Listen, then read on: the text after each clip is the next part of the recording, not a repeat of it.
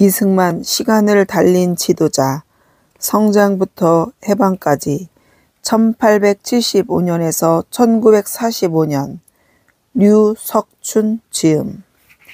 이 책은 연세대학교 이승만 연구원 교양 총서라고 합니다. 류석춘 작가님은요, 1955년 출생으로 2020년 연세대에서 정년을 맞이했습니다.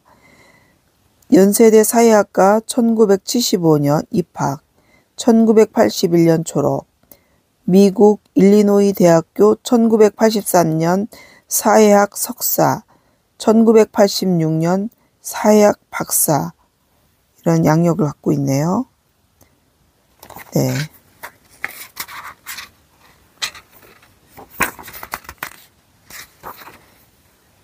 서문, 이승만이라는 현대사의 최고봉. 이승만은 대한민국 현대사의 최고 봉우리다. 이 봉우리는 너무 높아 평지에 있을 때는 보이지 않는다. 각자의 위치에 따라 주변의 야트막한 산들만 보일 뿐이다. 날씨에 따라 그리고 각도에 따라 낮은 산 너머 높디 높은 봉우리가 스쳐 보일 때도 있지만 시선을 빼앗는 주변의 구조물, 그리고 비바람과 안개, 구름 등과 같은 주변 환경 때문에 우리는 이 봉우리의 존재 자체를 심각하게 의인식하지 못한다. 각자의 일상이 요구하는 관심과 주의로 인해 우리는 이 봉우리의 존재를 찬찬히 살필 기회를 살리지 못한다. 그러나 이런저런 이유로 일상을 벗어나 조금 높은 고지를 찾게 되면 이 봉우리는 어김없이 나타나 우리 시야를 장악한다. 아무리 멀리 있어도 이 봉우리는 돋보인다. 우뚝 선 이정표가 되어 모든 이에게 다가온다. 길을 잃고 방황하는 사람들에게 확실한 방향을 제시한다. 존재를 한번 인식하고 나면 이 봉우리는 비바람을 뚫고도 보인다. 아무리 많은 야트막한 산들이 시야를 가려도 이 봉우리가 존재하고 있음을 우리는 잊을 수 없다. 구조물은 생기고 없어지지만 이 봉우리는 흔들리지 않고 항상 거기 그 자리에 우뚝 서 있다. 필자에게 다가온 이승만도 그랬다. 대한민국의 발전이 어떻게 이루어졌는지, 그리고 그것이 다른 나라의 경우와 비교해 어떻게 같고 다른지 연구하는 과정에서 가장 먼저 돋보인 인물은 박정희였다. 물론 박정희 주변을 둘러싼 크고 작은 봉우리들도 많았다. 그 봉우리들을 뚫고 존재를 확인하게 된 박정희라는 크나큰 봉우리에 주의를 기울이면서 나는 이승만이라는 더 큰 봉우리에 존재하는 사실을 깨닫지 못하고 있었다.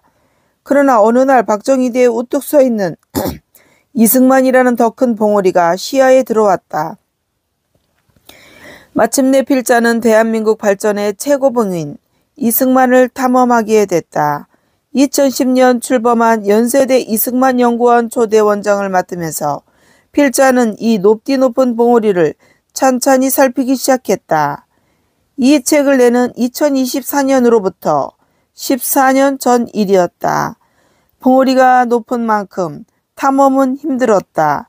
물살이 센 깊은 계곡을 넘기도 했고 멀고도 긴 능선을 하염없이 걷기도 했다.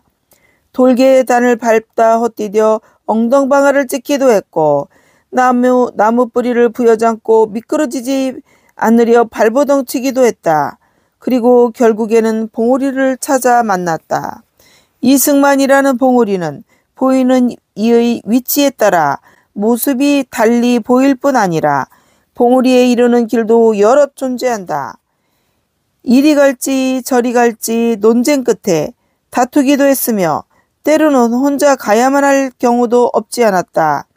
여럿이 갈 땐 즐겁기도 했지만 이 길이 맞나 하는 불안감을 떨칠 수 없었다. 혼자 갈 땐 물론 불안감이 더 커지기도 했다. 계곡 속에서 봉우리가 보이지 않을 땐 우왕좌왕 맴돌며 길을 헤쳐나가야 했다. 그리하여 14년 동안 오르고 또 올랐다. 이 책은 이렇게 만난 이승만이라는 봉우리를 필자가 찾아간 기록이다. 앞서간 분들의 도움이 없었다면 불가능한 일이었다. 여러분들의 지도와 도움을 받았지만 특히 감사를 표해야 할 부분들이 있다. 2023년 퇴계하신 유영희 교수는 연세대 현대한국연구소 석좌 교수를 오래 하시며 필자가 이승만을 탐험하는 길로 들어서도록 이끌어 주셨다. 유영희 교수의 선구적 업적이 없었다면 필자는 이승만이라는 현대사의 봉우리를 만나지 못했을지도 모른다. 더불어 손세일 선생의 역저, 이승만과 김구, 점집이 없었다면 필자의 이승만 현대사 최고봉 탐험길은 더욱 험난했을 터다. 탐험 기록을 정리할 계기를 마련해준 자유일보 최영재 국장에게도 감사한다. 2021년 11월 신문의 창간과 함께 주 1회 원고지 20매 분량의 글을 2024년 4월 현재까지도 계속 연재하도록 배려한 최 국장이 없었다면 이 책은 세상에 나오지 못했을 가능성이 크다. 이번 주말에도 104번째 글 인천 상륙작전과 국군의 북진에 관한 글을 써야 한다. 맞춰봐야 알겠지만 아마도 최소 30번은 더 써야 마무리가 될 듯 싶다. 매주 기고한 글을 최종적으로 인터넷에 올려준 이낙진 부장에게도 감사한다. 이번에 내는 2권의 책은 앞으로 추가할 한 권의 책과 함께 이승만 시간을 달린 지도자 3부작으로 완성될 예정이다. 1권은 성장부터 해방까지라는 부제를 달았고 2권은 미군 정권과 대립과 유엔이라는 부제를 달았다. 마지막 3권은 대략 1년 후 출간될 예정인데 건국의 시간과 죽음이라는 부제를 달 예정이다. 3부작을 한꺼번에 낼 예정이었으나 2024년 2월 1일 개봉해 1120만 관객의 주목을 받으며 돌풍을 일으킨 김덕연 감독의 다큐 영화 건국전쟁이 성공하면서 책 출판을 서두르게 됐다.